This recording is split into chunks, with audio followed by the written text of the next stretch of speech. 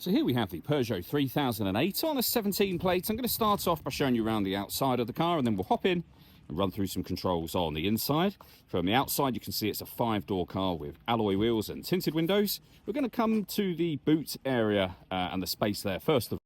As you can see, we have plenty of boot space, which can be increased by folding down either or both of these rear seats, should you wish to. Okay, so we're just going to work our way back around to the front of the car, and then we'll hop in. And as I mentioned, we'll run through some of the controls on the inside of it from there. Just briefly before we climb in, I think it's well worth seeing the interior from this exterior point of view. There's plenty to run through on the dashboard, so let's hop in and we'll do that now.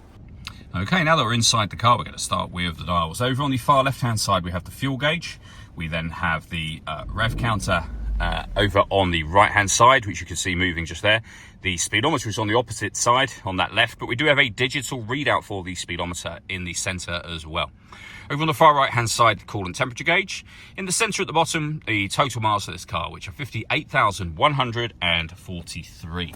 If we back out to the steering wheel, we have stereo and phone controls. Phone controls over here as well. The plus and minus pedals that you can change up and down the gear manually with this automatic gearbox.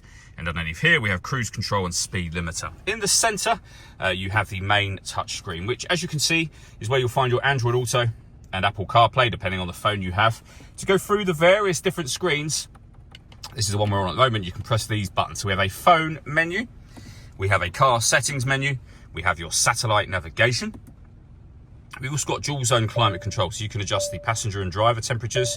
You can increase and decrease the fan speed. You can determine where you'd like the air distributed and turn your air conditioning on and off from here. And of course, is where you'll find your audio options. On top of Android Auto and Apple CarPlay and everything that comes along with that, you've got AM, FM and DAB radio, USB input, iPod input, Bluetooth audio and video input as well there.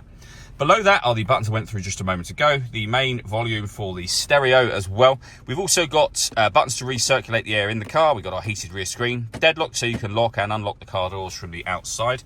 Storage down here along with USB input and 12-volt charging socket. The gear lever for the fully automatic gearbox. And we have your electronic handbrake, sport button for the gearbox itself, and then 2 cup holders as well.